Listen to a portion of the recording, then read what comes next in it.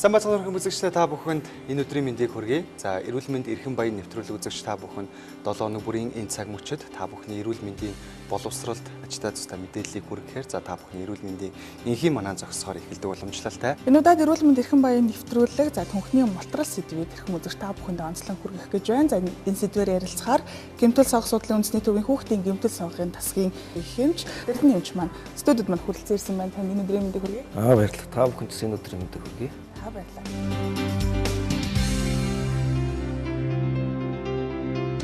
Түнхний мултрал гэдэг яг юу вэ? За яг ерөнхийдөө түнхний хүүхдийн төрөлхийн мултрал гэдэг нь дунд чимээний толгой, сүүжний тогооноос гадна байрлахыг түнхний мултрал гэж хэлнэ. Улаанбаатар хотын жишгээр мянган төрөлтөд 26-аас 35 тохиолдолтой тохиолддог. Энэ тоо одоо жишээ нь мянган төрөлтөд гэхэлэр магадгүй саяда 250 250-аас 300 ч гэх юм уу тийм ингээд үржигдээд явах байх л та. Тэгэхээр энэ юу нь яг хэр эрсдэлтэй өвчлөл юм бэ? Одоо жишээ нь төрөлтөөс гэдэг бол эн чинь бас асуудал болоод явчихж байгаа бах тийм. Дөнгөж төрж байгаа хүүхэд яг ийм өвчлөлтөй төрөлтөө. Энэ төрөлтөөс хүүхд төрөөд ч юм их хоёрын алдаанаас болж тийм түнхний мултрал үүсэж байгаа юм биш. Энэ нь болохоор өөрөө хүүхдийнхээ хөгжлийн явцад их эвлэлд байхаас хөгжлийн явцад одоо тэр арц түнхийг бүрэлдүүлж байгаа эхнүүдийн дутуу хөгжлөс болж ерөнхийдөө үүснэ бас энэ дээр нөлөөлөх зүйлүүд гэж байна.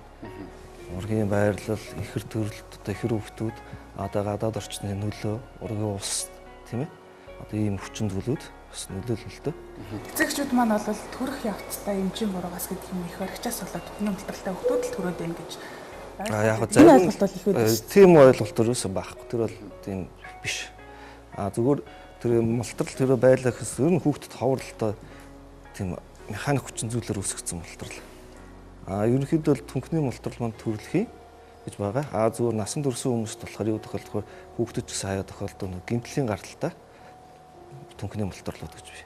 Ихэнх тохиолдолд түнхний дутуу хөгжлөөс үүссэн мултралууд эсвэл төрөлхийн дутуу хөгжлөөс одоо түнхний мултралтай төрж байгаа. Яра дөнгөж төрөхөд түнхний мултралтай үгүйг шууд мэдэж болох уу? Дээр үед бол одоо бидний нөгөө скрининг илрүүлэлт айгу бага байсан. Одоо бол одоо бол манай энэ төрөх хүнлэгүүд орон нутгийн төрөх байгууллагууд бүгд нөгөө хитааван онцлогоор төрсөн хүүхдийг нөгөө түнхний мултрал байна уу гэдгийг онцлдог болсон. Ер нь тэгээд түнхний мултралыг онцлоод эцэгчүүд хэлэхэд ер нь хамгийн энгийн шинж тэмдэг бол одоо хүүхдийн хөлний алцаалт. Одоо энэ цавны нуглаас гүн байх. Одоо хөл урт богино байх. Энэ шин тэмдгүүдээр ер нь харахад за ямар нэгэн байдлаар нарийн мэрэгчлэмд хандах ёстой юм байна шүү гэдгийг л сайн ойлгох хэрэгтэй. Түнхний мултрал гэдэг зүйл бид илэрсэн тохиолдолд яг энэ зүйлтэйгээ эвлэрээд ингээд магадгүй даамжраад тийм ээ тодорхой хугацааг өнгөрөөгөөд имжлэхгүй яг түүнтэйгээ эвлэрээд яваад авах юм бол тухайн өвчтөнд ямар эрсдлийг бий болох вэ? За түнхний мултрал маань өөрөө ямар нэг өвч шиг тийм хүнд зовир бол илэрхгүй. Ямар ч тэмдэг илэрхгүй. Хүүхд хөлд орсон хойно нэгдлийн өрөө түнхний төрөлхийн мултралтай байлгаад одоо нөгөө мултарсан байгаа хөл маань арай жоохон дээр байрлана гэсэн үг түнх. Хөлд орох хүүхд яг хазган жавна гэсэн. Чинь хоёр талын түнхний мултралтай байлгаад одоо чи ганхаж явах ч гэдэг юм ийм чин тэмдгүүд илэрнэ. Хөлд орсон хожим үед бол зовир бол байхгүй. Гэхдээ уг түнхний мултрал гэдэг энэ согог маань өөрөө алстаа тэр хүнийг хөдөлмөрийн чадваргүй ер нь дахир дутуу болгодог л тийм хүн хэлбэрийн согог. Хүний бие одоо хэвийн байх ёстой байтал далийн мөрөө мултраад явчихлаар яалтчихгүй. Тийм тэгээд одоо энэ үйл ажиллагаанаас хамаарат хүний арц гэсэн урагаж далих. Түүнээс улмаад одоо цаашдаа баг нуруу маань өөрчлөлт мөрийнх тийм хүндрэлт гарна. Түнхний мултралтай хүүхэд төрж байгаа ийм тохиолдол за ингээд жил жилээр нь харьцуулаад үзэх юм бол ерөнхийдөө ямар шүү төвшөнд байгаа нэмэгдэж байгаа юм. За одоо багасж байгаа ч гэдэг. Манай гэмт сог судлалын үндэсний одоо амбулаторийн үзлэхээр бид нар одоо жилд бол одоо нэг 10,000 орчим хүүхэд төрж үзүүлдэг. Гэхдээ юм нь болохоор одоо нэг гэмтэлтэй угралтай хүүхдүүд дээрээс нь урчин сэрсэх үзлэхээр одоо түнхний мултрал өөр бус цогуудыг онцлох гэж ирдэг. 10,000 тохиолдлоос бол одоо түнхний мултралтай гэж онцлох гэж байгаа нь 2,100 орчим.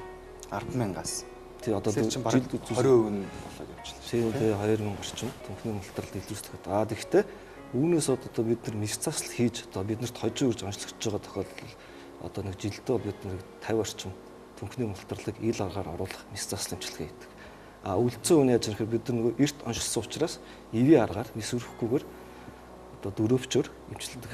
Тэгэхээр жирэмсэн үедээ ээжүүд манай одоо ачаалал их авахгүй байвал түнхний мултрал. За тэр жирэмсэн үед ачаалал авахгүй чи тэр хувь хүний одоо өөрсдөө эрүүл мэндийн боловсролтой холбоотой ямар нэгэн байдлаар тэр одоо хяналтынхаа хэмжээ цаг тугад очиж хяналтанд орж үзүүлэх цог шинжилгээнүүд өгч явах хэрэгтэй. Зарим цогцуудыг одоо хөвлөд нөхд нь ерөнхийдөө бол оншилдог болчиход байгаа шүү дээ. Мис заслын аргаар л имчилэгдэх боломжтой. Хожим үедээ орсон бол хожим үед. мис заслын үедээ. Эрт илрүүлээ. 0-оос 4 сарын дотор ч юм уу одоо онцлогтой гэж бодох юм бол имчилгээний үр дүн маань илүү сайн.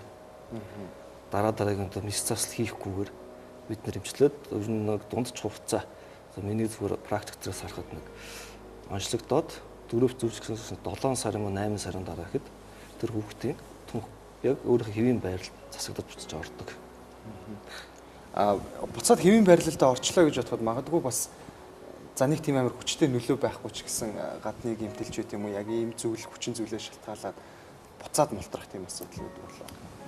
За одоо яг мултрал засагдсан тохиолдолд засагдлаа гэхэд буцаж мултрах зүйл байхгүй. Бид нар тодорхой хугацаанд 4 зүг эцэгтэн зөвлөгөө өгöd 2 сарын хугацаанд эхний сар одоо 2 сар 4 авах одоо активтэй аваараа зөвлөгөө гэж явуулна. 2 сарын дараагт бид нар дахиад хяналтын эмтгэн зураг авч үзсэн. Энэ хугацаанд бид нар барах нөгөө дунд чимээ толгой яшлтын цэг сүүжний тогооныхоо хөгжлийг бас харна гэсэн үг. Сүүжний тогооны хөгжил нь өөрөө хэд сул байх юм бол одоо нөгөө түнхний мултрал ч одоо нөгөө хар үгээр ярих юм бол одоо нөгөө толгой дээр дээвэр байна гэдэг шиг дунд чимээ толгой өөрөө сүүжний тогоонд байрлаж явах хэрэгтэй. Сүүжний тогооны өсвөл байна гэдэг маань өөрөө налуу. Яг бид нар энийг бол эмтгэн зурган дээр өөрсдөө нөгөө хэмждэг. Тодорхой өнцгөө хэмжээд эдгэн градусаас дээш бол түнхний мултрал гэж бид нар бол авч үздэг. Тэгээд эрдэнэтхэн зургийг хянахтаа бид нөгөө тэр нөгөө одоо бидний эмчилгээний үр дүн ямар явж байгаа цааш дөрөвч өргөжлүүлэх үү тийм ээ. Тэр тохиолдолд бид нар урьд цаашаа хянаад эмчилгээний асуудлыг шийдвэрлэх гэсэн үг. Нэрэ баг сартаа ямар нэгэн одоо түнхний мултралтай байлаа гэхэд завир байхгүй учраас эцэг эхчүүд бол түнхний мултралтай гүгийг нь бол заавал эмгэн байгуулдаг юм шүү дээ. Гэхдээ яг би түрүүн дээр дурдсан. Ер нь хүн харахад одоо хүүхдээ алцаалт ямар байна тийм ээ. Тэгээд одоо хүмүүс ярьдэн шүү дээ гуйны арын нуглаас нь зөрөөд байна. Үрхэмжтүүлсээр үзүүлээ гэд хөл урт богино байх. Энэ шимтгүүдийг өөрсдөө эцэгчүүдээс сайн харах хэрэгтэй. Тэгээд ер нь бол 0-оос төрөөд эмнэлгүүд одоо хит тавигаар оншилж байгаа. Оншилсан ч гэсэн давхар манай эмнэлэг дээр давхар одоо нарийн мэрэгчлэн эмч нарт үзүүлэх хэрэгтэй. Насны ангиллаар наваад үзэх юм бол зөнгөлөн тохиолдож байгаа яг түнхний мултрал нь аль насных нь дийлэнхтэй байгаад байна. За насны ангил өгвөл тэгээд онцлогч байгаа юмнаас л болж байгаа л доо. Хүүсийн харьцааны хувьд эмэгтэй хөлтөд илүү тохиолддог. Тэгээд түнхний мултрал маань хоёр талын түнхний мултрал нэг талынх гэж байгаа. Нэг талынх дотор бол зүүн талын түнхний мултрал бол одоо баруун талынхаас бас хоёр дахин илүү их тохиолддог. Энэ юут бол нөгөө хүүхдээ хөвлөд ихийн хөвлөд байх хөдөө нуруулт гэж зүүн тийшээ гарч нуруулттай төвчрс нөгөө зүүн хөлний алцаах хөдөлгөөн хөвлөдөө хөдөлгөөн хязгаарлалт үзэх холбоотой гэж тайлбарлаж үзсэн л дээ. Дөнгөж сайхан бид гурын ярьсан одоо түнхний мултрал бол төрөлхийн түнхний мултралууд байгаа. За олдмол гэхээр ямар мултралууд байх вэ? Ямар одоо гадны нөлөөлнөөс болж олдмол гэж байхгүй л дээ. Энэ маань төрөлхийн тэгээд гарсан ч гэсэн нөгөө дээрээ түнхний дутуу хөгжлөөсөө болоод бас мултрал үүсэж болно. Олдмол гэдэг нь өдөр ярьсан зүйл нь юу гэхээр гэмтлийн гаралтай механик хүчин зүйлийн өрөөгөөс болж одоо мултрал үүсдэг. Тэгэхээр тийм болохоор нөгөө гэмтлийн гаралтай мултралын эмчилгээ одоо түнхний төрөлхийн мултралтай эмчилгээ бол арай өөр бол явчихна гэсэн үг л дээ. Эмчилгээний арга барил. Эмчилгээний хэлбэрүүд нь ямар үгүй юм бол тэ? Ерөнхийдөө бол дэлхийн нийтээр нэг л эмчилгээний уусаа стандарт бий. Одоо Павликийн дөрөвч гэдэг дөрөвчөр л ерөөсөл Америкч байна уу, Монголч байна уу, дөөр хаана Европч байна уу? Уусаал тийм дөрөвчөр л эмчилдэг хүүхдийг. Эви арга гэдэг нис өрөхгүй гэсэн. Яг бас Шнейдерийн татлагаараар эмчилдэг бий. Гэхдээ энэ нь болохоор нэг дээш гарцсан дөрөвч зөв боломжгүй тохиолдолд гэдэг. дөрөвч хийгээд эмчиллээ гэхэд одоо хүүхдэд ямар нэгэн хөдөлгөөний хязгаарлалт байх уу? Гам барихч гэдэг юм уу? Ингэж хөдөлж болохгүй шүү ч гэдэг юм уу? Дөрөвчөг зүүхэд бол ямар нэг тийм гам бариадах бол байхгүй. Тэгээд дөрөвчөд тэр өөрөө тэр хүүхдэд тааруулж зүүн хүүхдийн алцаалтыг тааруулна. Зүгт тэр нөгөө одоо бид нар көлтгөрийн боолт тавиаг учраас үе болж өдөртөө хөдөлж байна. Дөрөвчөр бид нар түнхийгээ мултралгаа түнхийг зөв байрлалд нь оруулж л одоо нөгөө хөвшүүлж өгч байна л гэсэн үг. Энэ түнхний мултрал гэдэг өвчнөөс урьдчилан сэргийлэхийн тулд хүн ер нь бас ямар төрлийн мэдээлэлтэй байх хэвээр бас өөрийгөө бас яг хэрхэн одоо нэг хамгаалж явах хэвээр мэдлээ. За яг тэр хэлсэн тэр хяналтанд орох хэрэгтэй. Эрүүл хоол хүнс, эмийн зохистой хэрэглээ, хорт зуршил байна. Тэр зүрх татгал заа тэр эмчийн зааварлага зөвлөмжийнхээ одоо эмчээр хэрэглэх хэрэгтэй. Тэгээд түнхний мултрал маань өөрөө тэр өвчтөнд зовир баахгүй. Хамгийн гол хэлэх гээд байгаа юм юу гэхээр хүүхд төрөл одоо тэр нэмийн хийсэн шин тэмдгүүд илэрсэн тул заавалчгүй нарийн мэрэгжлийн хандгал хэрэгтэй. Заавал хандах хэрэгтэй. Гэхдээ манай нутаг чинь Монгол улс ч өөр их том өргөн нутагтай хүн ам таран байдаг. Ер нь тэгээд бас судалгаан сурахад манай тохиолж байгаа түнхний мултралууд нь ерөнхийдөө Аюун үлийн аймгаас их ирдэг. Хүн амд ерөнхийдөө таран байдаг бололтой шүү. Тэгээд нөгөө бүрс хөдөө сумдаараа байдаг. Төв орчны хэмжээтэй үзүүлдэг. Дээрээс нь бас нөгөө юу уламжлалт ёс заншилттай холбоотой байдаг. Хүүхдийг үлгэддэг. Хүүхд аль болох сул чөлөөтэй таваараа хөлдөө алцгаа одоо дээр үчиг үлгээ задлах нь сунаадаг тийм үү. Одоо мэлхий барилж гэдэг. Хүүхд надад сул чөлөөтэй байж хэвчээ. Энэ уламжлалттай холбоотой бас их юу өвчлүүд их явдаг. Хэрвээ нэг ихний хүүхд ч өнөө одоо нэг гэр бүлээс одоо түнхний мултралтай хүүхд гарлаа л гэсэн бол ер нь дараагийн хүүхд төрөж гэсэн заавал үзүүлэх хэрэгтэй. Удамшиг хандлагатай байсан.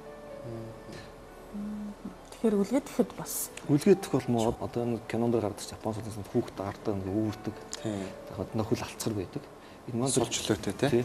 Энэ маань тэр хүүхдийн түнхний хөвчлийг зөв явуулж яана л гэсэн.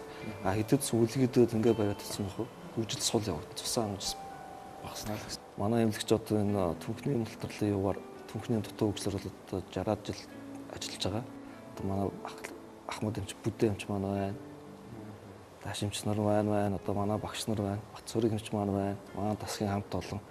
Бид нар бол дээр үд яадаг гэсэн хөр одоо л түнхний агалга бид нар жилдээ одоо нэг 50 орчим хийж ин гэж шүү дээ. Дээр үд чинь бол одоо тэр 2090 онд чинь бол 7 хоногт бол 7 хоногч бид нар ч марг 6-7 түнхний мултрал нэг өдөр 2 ч юм уу тэгж ордог байсан. Одоо л яг онцлогоо нэг дэлгэрүүлэлт сайн болсон учраас нөгөө мэс заслын асуудал юу яригдаж байгаа. Баг болж ирж байгаа. дэлгэрүүлэлттэй холбоотой бас иргэдийн эрүүл мэндийн боловсрол нэг үе бодвол сайжирсан баг тийм. Энэ бас нөлөөлж байгаа ах. Яг тийм нөлөөлж байгаа. Сайжирч байгаа. Тэгэхдээ бас зарим тийм хайхамж хүмүүс байна шүү дээ. Хүн гэлээ зөвлөө болдгоо хийсэн юм ийдгүү. Яг дөрөвч зүүчгэд хүүхэд нөгөө суулж хөлөөтөөс зүүчээр нь хүлээд энэ алцаалгад байж төвчөөс нь эхний нэг ганц өдөр чинь завирт хүүхэд өвлөн. Тэгээд цаашд бол хүүхэд уусаад тасчдаг. Тэгвэл хүүхэд өвлөд өчтөг аваад тэгээд нэг хийсэн имчилгээ үрдэн байхгүй. Эсвэл тэгээд ирэх хугацаанд ирэхгүй алга болчихно. Тэгээд хүүхэд бүр том болсон хөл дээр хазгандаг болсон. Буцаж ирж үзүүлээл одоо тэр дараагийн асуудлууд яригдах шиг. Мэс заслаар л имжлэхгүй. Эрхэм үзэгчдээ эрүүлэнд эрхэм баян цуврал нэвтрүүлгийг энэ удаагийн дугаараар үзэгч та бүхэнд түнхний мултрал за түүнээс хэрхэн урьдчилан сэргийлэх үү? Түнхний мултралтай ч түүнийг мэдэхгүй цааш нь яваад байх юм бол энэ өвчин ямар эрүүл мэндэд хор тустай гэх зэрэг мэдээллүүдийг та бүхэнд хүргэлээ. За үргэлжлүүлэн үзэгч та бүхэнд бас илүү ойлгомжтой байдлаар тайлбар хүргэхээр слайдн дээр тайлбар хүргэхээр бас гэмтэл согц судлалын үндэсний төвийн хүүхдийн тасгийн их хэмж баяр сайхан студид маань өргөдөө ирсэн байгаа. Ингээд тун удахгүй баяр сайхан хэмжтэйгээр иргэн уулзцгаая. Үзэгч та бүхэн эрүүл мэнд эрхэм баян нэвтрүүлэг маань үргэлжлэн хурж байна. За түнхний мултрал сэдвээр за илүү энгийн ойлгомжтой мэдээллийг үргэлжлүүлэн хүрэхээр студид маань хүндтэй зочин хүрэлцэн ирсэн байна. Гэмтэл согц судлалын үндэсний төвийн хүүхдийн гэмтэл согын тасгийн их хэмж за ангаах ухааны магистр баяр сайхан хэмж ирсэн байна. Өнөөдрийн мэндийг хүргэе. Өнөөдрийн мэндийг хүргэе. Тэгэхээр бид бүхэн Дөнгөж сая Батэрдэн эмчтэй ерөнхийдөө түнхний мултрал гэдэг сэдвээр үзэгчтэй бас тодорхой ойлголтуудыг өгч гисэн. Харин одоо үзэгчтэй бас илүү ойлгомжтой байдлаар зургийн слайдаар бас илүү тодорхой мэдээллүүдийг хүргэх гэж байна. За яг одоо бол түнхний мултралын маань бас анатомийн бүтцэн үзэгчд маань харагдаж байгаа тийм тодорхой тайлбарлалуудаа хийгээд явж байна. Түнхний үед үүсгэж байгаа анатомийн бүтцэн маань сүүжний тогоо, дунд чүмэгний толгой, үений уут холбоос гэсэн ерөнхий нисгүүдээс бол бүрдэж байгаа. Яагаад түнхний мултрал үүсээд байна вэ гэхээр энэ харьцаа маань алдагдсанаас болоод одоо дунд чүмгийн толгой маань сүүжний тогоонд байж байгаа хэвээр маань алдагдаж Одоо энэ бол мултаж гарах. нөгөө тогооноосоо гарцсан уухнууд энэ байх. Уул нь хэвэндээ эндээ байрлаж байгаа хэвээр тогоонд байрлаж байгаа хэвээр тэгсэн энэ дээр бол дунд чүмгийн толгой маань дээш мултраад гараа авчихсан. Ийм зураг байж байгаа. Ерөнхийдөө бол мултрал нь яг ингэж л илэрх үү те? Тий, ерөнхийдөө бол ингэж илэрх. За шалтгаанууд бол маш олон янз байгаа. Гэмтлийн гаралтай, удамшлын гаралтай, хордлогын гаралтай гэдэг янз бүрийн шалтгааны улмаас. Хордлогын гаралтай гэхэлэр Хордлогын гаралтай гэх нь жирэмсэн үедээ эмэгтэйчүүд маань те ялангуяа одоо янз бүрийн эм бодис тордох, халдварт өвчин өртөх одоо ханаад өргөч байдаг юм. Ямар нэгэн халдварт өвчин тусах тийм ээ. Урт тортой эмийн янз бүрийн эм бодис хэрэгснээс болж түүхний болторл үүсэх бас шалтгаан болдог байна. За тэгээд нөлөөлөх хүчин зүйлүүд гэж байдаг бас. Үүнд одоо бидний маш их ярьж байгаа агарын бохирдол тийм ээ. Хоол хүнсний бас нөлөөлдөг. ягаад тэгэхээр одоо агаарт байгаа хорт бодисууд ч юм бол тодорхой хэмжээгээр дандаа нөгөө ургийг өсөж хөгжих явцад маань дандаа хорт нөлөө үзүүлж яадаг. Ийм бодисууд их хэмжээгээр агуулж яадаг. Хоол хүнсний аюулгүй байдал гэхээр бид нар одоо мэдж байгаа шүү тийм ээ. Эмийн зохисгүй хэрэглээ гэхээр одоо янз бүрийн эмнүүд ялангуяа өвчин амдаах эмнүүдийг манай ард түмэн маань тий дур мэдээд өөрсдөө хэрэгжилждэг. Янз бүрийн антибиотик хүчтэй антибиотикийг одоо эмийн сангаас одоо өөрсдөө мэдээд аваад уучдаг тий. Халдвар хордлогууд байна янз бүрийн амин дэмэрс витаминуудын дутагдлууд байна.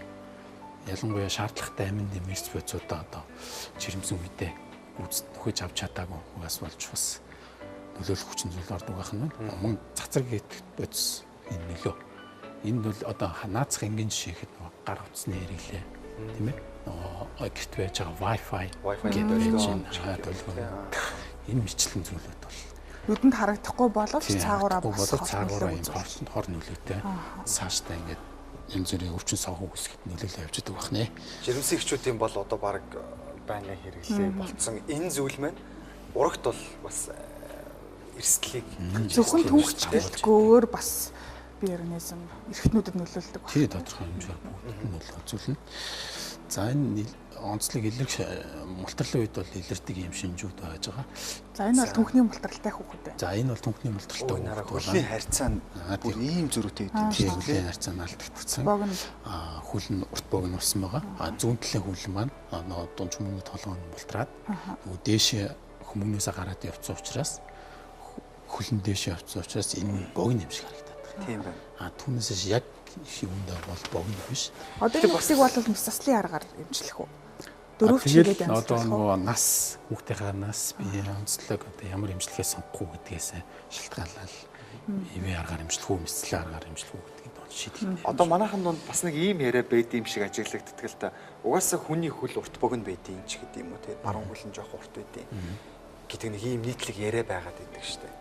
Тийм бол байхгүй. Тийм юм бол байхгүй байх юм шүү дээ тий. Тэгэхээр ерөөсөө яг нэг иймэрхүү хөлний одоо зөрүү гарч ирэх юм бол эмнэлгийн байгууллагад хандаж шаардлагатай байна. Мэслийн эмчт үзэл зөвлөх шаардлагатай гэсэн үг. Энэ ард иргэд маань бас энэ шинжийг нэлээд сайн мэддэг ээжүүд маань манай хүүхдийн цамны нуглаасууд нь өөр болоод байна. Том жижиг болоод байна. Одоо энэ цаад нэлээд олон байхад наан бол хоёр тийм байхгүй болсон тийм ээ. Энэ хүүхд том тусмын шинжний нүүд бол ялангуяа цамны нуглаасын шинжний нүүд их тод илэрч идэг. Энэ бол бас тодорхой хэмжээний мултрал байгаад байна гэсэн. Одоо жишээ нь бими бол анзаарахгүй нь шүү дээ. Тавхан маань тийм гадагшаа эргэлттэй байдаг. Өөрөөр хэлбэл одоо хэвийн хөл маань ингээд шулуун, тавхан маань яг дээш харсан байдаг бол мултралтай талын хөл маань богинохон, тавхан давхар гадагшаага эргэлттэй. Хоёр хөл бас өөр бүдүүн нарийн харагдаад байна уу? Үгүй юу? Үгүй. Насны онцлогоос шалтгаалж эмчилгээ хийгдэнэ гэсэн шүү дээ тийм ээ. Тэгэхээр одоо жишээ нь за энэ зурган дээрх юу бол ил байна л да тий. Тэгэхээр одоо магадгүй яг ийм тохиолдолд ямар эмчилгээ хийдэг юм бол яг энэ тохиолдолд. Яг иймэрхүү том болсон тохиолдолд бол ер нь дийлэнх нь мэсцлээ аргаар тий. Энэ бол одоо жишээ нь магадгүй нөгөө хожуу шатанда онцлогдсон шүү дээ. 2-3 нас үрчгсэн хүүхдүүд маань байгаа. Ерөнхийдөө л мэсцлийн заалт 2 наснаас дээш насны хүүхдүүдэд бол мэсцэл хийж оруулах асуур замгүй болж байгаа. 2 наснаас доош бол ивэ харахудаа сонгоод эмчилгээ хийж байгаа. хөдөлгөөний урт богино өөрчлөгдөнө. За хөл удаан ороод ивэл бас асуудалтай. Тийм удаан ороод байвал бас асуудалтай гэсэн. Мөн бас хүүхдийн хоёр өвдгийг тэнцвүүлж үздэг. Үзэхэд эрүүл талын өвдөг маань дээшээ өндөр урт нөгөө мултартай талын өвдөг маань доор богино болж харагддаг бас. Яг нэг төвшөнд ингээд хэмээндээ бол яг нэг төвшөндөө байж ах хэвээр нугалцсан байхад байх тийм. Тэгэхэд мултартай тал нь бол богино юм шиг гэж харагддаг байна. Хожим үед эллэг шинж тэмдгүүд байдаг. Бидний нөгөө сайн мэдэх хүүхдээ алхаа орчлогддог шинж тэмдэг. Ялангуяа нөгөө хүүхд доголж явах мөн хоёр тишээгээ ингэж галуу шиг замжилж цээжээс авч явах иймэрхүү шинж тэмдгүүд бас хожим үед бол илэрдэг байна. Тэгэхээр ер нь бол одоо жишээ нь нөгөө бага нарийн насны дээр нь өөрөө мэдхийн тулд бас саяны аргуудыг хэрэглэхэд бол гэмгүүл юм байна тий. За тэгээ онцлогооны хувьд бол мэдээж асуумж аавна, бод үзлэг хийн, рентген зураг яахаа гэд аль орлох нөгөө хүүхдтэй хор өнөөл багтай шинжилгээнүүдийг голчлон бид нар хийдэг байгаа. За онцлогооны хувьд бол 2-3 сартай нэраа хүүхдүүдэд одоо хөвчлэн нөгөө хүмүүс ард иргэд маань нөгөө зураг авахулъя гэж хэрдэг. 4 сараас доошоо бол ерөөсөө зураг авах бол хориотой. Яагаад гэвэл рентген туяа маань тодорхой хэмжээний бас хортой байдаг. Тийм учраас нэраа хүүхдүүдэд бол эхний 4 сард бол ер нь эхо зөвлөдөг. 4 сараас дээшээ бол бид нэр рентген зураг аваад шалгаад саяны нөгөө хэмжилтүүдийг хийгээд үзчихдэг. За нөгөө хэмжилгээний бид нэр дөрөв яриадсан тийм ээ. Ивэ аргаар хэмжилнэ, мэсцлийн аргаар хэмжилнэ гэдэг. За ивэхт бол илэг масаад үлгэдэж засах, төвх модоор засах. Тэгээд Лоренцийн бүлтгэн бол дөрөвчгээд одоо бид бүгд яриад байдаг. Мөн татлага хэмжилгээ, сэргийн засах хэмжилгээ гэдэг юм олон төрлийн хэмжилгээнүүдийг ивэ аргаар хийдэг байна. За эллэг массаж гэхээр юу байх вэ гэхээр тийм ээ. Дотмог хөгжил эртэлрээд эрт онцлогдсон бол өдөрт 5-6 удаа 10-15 минутын зайтай алцах тэнэлэх ийм түнхний үеэр ийм хөдөлгөөнүүдийг массажуудыг ээж аав нар маань тогтмол хийж өгөх шаардлагатай байна. Үлгэдэд засах гэж арга байдаг. Энэ маань ер нь түнхний нөгөө мултралыг хоёр хөлийг дээш нь ингээс хойж галцгаар байрлал гэсэн үлгэдэж байрлуулна гэсэн үг. Иймэрхүү байрлал гэсэн үг тийм. За тэгээд зөв тэрвэрх гэдэг юм бас хамгийн чухал байна. Хүүхдийг яаж зөв тэрвэрх вэ гэхээр энэ хоёр ташаан толгоон дээр хүүхдийг ээлжилж ингэж байрлаж хоёр хөлийг нэг хөлөө уртлаар нь нөгөө хөлөө артлаар нь ийм алцгаар байрлал нэгсэндээ ингэж тэрвэрж явах хэрэгтэй. Ерөнхийдөө л одоо хоёр хөлний хоорондох зайд их л байх тусам. Зай их байх тусмаа нөгөө дунд чүмнийн толгой илүү сүүжний тоогоор чиглэж сууж өгөх. Тийм болцоо бүрднэ гэсэн үг гэсэн тоо. Тийм учраас ээжүүд маань ард иргэд маань хүүхдийг маш сайн зүрх тэрвэрж явах хэрэгтэй. За сэргийн засах хэмжилгээ гэхээр эллэг массаж, дасгал хөдөлгөөн, усын хэмжилгээ, шавар хэмжилгээ, цахилгаан, тосон хэмжилгээ гэх мэт олон төрлийн хэмжилгээнүүдийг сэргийн засах хэмжилгээнд дээр бас хийлгэж болдог байна. За энэ хийгдсэн хангалагны манай одоо хүүхдийн тасыг тэгж байгаа мэслүүдийн үр дүнгууд байж байгаа. Энэ бол зүүн талын түүхний мултралтай. Бүр гараа явцсан шүү дээ. Энэ хагалгаанд ороод засагдсан байгаа байдал. Тэр цагаан нь юу вэ? Энэ цагаан нь бол нөгөө ялтас шуурга бэхэлж өгдөг юм. Одоо энэ мултралыг энэ дунжмүний энэ зурцсан энэ хэсэг шүү дээ. Энэгээр яс таслалт хийдэг юм байна. Яс таслалт хийж энэ толгойг доош нь буулгаж оруулахгүй бол болтгүй байхгүй. Тэгэхээр энэ одоо жишээ нөгөө нэг хөлний зүрх гараадсэн шүү дээ тийм. Одоо би бол ойлгохтой болохоор дээшээ ингэ явчт юм байна гэж ойлгоод байгаа. Гэтэл энэчнээс ч одоо болохоор ясын тайрна гэдэг. Тэгэхээр чинь нөгөө хөлний яагаад яс тасалж байна вэ гэхээр энэ нөгөө дунчмгийн толгой маань нэг дээшээ гүйцэн доош нь оруулахын тулд сүүжнийхээ тогоонд байрлуулахын тулд энэ яс таслалт хийгээд яс тасалсан толгоогоо доош нь сүүжнийхээ тогоонд байрлуулчаад эргүүлээд энийг ийм ялчуургаар бэхэлж өгдөг байна. Тэгээд нөгөө хөлнийхөө тэнцвэрийг хадгалдаг. Тэгээд яг өөрийнхөө байх ёстой газараа ороод ирэхээр нөгөө хөлийн маань урт богино тэнцэж ирэх юм шүү дээ. Тийм байна. Бас нэлээд дүүл ярвигтай хагалгаа байна тийм. Хүүхдийн хувьд бол нэлээд том хагалгаа юм байж байгаа. За энэ хоёр талын түнхний бүр хоёулаа мултарчихсан. Ийм тохиолдлууд хэрэг бах уу ер нь? Энэ тохиолдол ер нь зөвхөн боловч тохиолж байгаа гэсэн. Ялангуяа энэ манай Баян Илгээс аймагаас ярьж байгаа казак хүүхдүүдийн дунд бол ийм хоёр талын түнхний мултрал бол маш их тохиолдож байгаа. Тэгээд нөгөө эмчлүүлэхгүй удаан явчихсан. Нөгөөд нь маань 7-8 нас хүрчихсэн их томорцсон хүүхдүүд бас нэлээд ирдэг. За ерөнхийдөө бол ээжүүдийн хувьд за маш хэрэгтэй мэдээллийг өнөөдрийн нэвтрүүлгээр хүргэж чадсан болов уу гэж бодож байна. Тэгээд баяр сайхан амжилттай баярлалаа. Маш ойлгомжтой байдлаар за үзэгчд маань бас тий одоо маш өргөн хүрээний мэдээллийг хүргэлээ. Тэгээд түнхний мултрал гэдэг энэ өвчлөл бол тохиолдохгүй гэсэн эрсдэл бол байхгүй учраас үзэгч та бүхэн бас ер нь л одоо урьдчилан сэргийлж за бүр ингээд бага сартай нэраа хүүхдтэй бол даадаглаар нөгөө хөлнийх нь үрчлээс за тэгээд нөгөө өвдгийг нугалж байгаад ингээ харьцуулж үздэг ч юм уу иймэрхүү зүйлүүдийг бол ерөнхийдөө урьдчилан сэргийлэх маягаар удиралдаа нэг удаа хийгээд байхад бол тэгээд ямар нэг эрсдлээс ямар нэг системийг мэрэгжлийн эмчтэй зөвлөгөө авч хүүхдээ үзлэгт оруулж байгаа шаардлага. За тэгээд эцэг эхчүүд ээжүүд маань түнхний мултрал сэдвээр бэлтгэн хүргэсэн нэвтрүүлгийг маань хүлээн авч үзэж маш олон мэдээллийг авсан байх гэж бодож байна. Няраа төрсэн тохиолдол за бага настайд нь заавал мэрэгжлийн эмнэлгийн байгууллага тандаар хэрвээ таны хүүхэд түнхний мултралтай бол бага настайд нэмийн аргаар эмчилж болох нь байна. За дээш том болоод 2 3 настай болох юм бол заавал мэсгэлийн аргаар түнхний мултралыг эмчлэх юм эрсдэлтэй учраас за мэрэгжлийн байгууллага эмнэлгийн байгууллагад эрт хандснаар да хүүхдээ аврах дахир дутуу болохоос аврах юм боломжтой гэдгийг нэвтрүүлгийнхаа төгсгөлд хэлмээр байна. Тэгээд гэмтэл савх судлалын үндэсний төвийн хүүхдийн гэмтэл савхын тасгийн хэмж Зангаах ухааны магистр баяр сайхан хэмжтэй хүрэлцээрсэн танд баярлалаа. Амжилт хүсье ажилтнаа. За баяртай ч гэсэн маш их баярлалаа. Ер нь бид нар яагаад заавал өвдсөн хойно эмнэлгийн байгууллагыг байдаг гэдгийг санах ёстой гэж бид нар бүх зүйлээс урьдчилан сэргийлэх боломж бол байгаа. Тэгээд тэр чүүднээс бид бүхэн үзэгч та бүхэндээ эмнэлгийн байгууллагын бас томоохон төлөөллүүдтэй уулзуулж за ямарваа нэгэн өвчин эмгэгээс хэрхэн урьдчилан сэргийлэх үү? Бид бүхэн ямар урьдчилан сэргийлтийг хийж чадвал ирээдүйд эрүүл байх уу гэдэг талаарх мэдээллүүдийг энэ мэдчлэнгээр үзэгч та бүхэндээ хүргэсээр байх болно. Тиймээс та бүхэн эрүүл мэндийн Эрхэм баян сургуулийн нэвтрүүлэгтэйгээ үргэлжид хамтдаа байгаарай гэдгийг уриалмаар байна.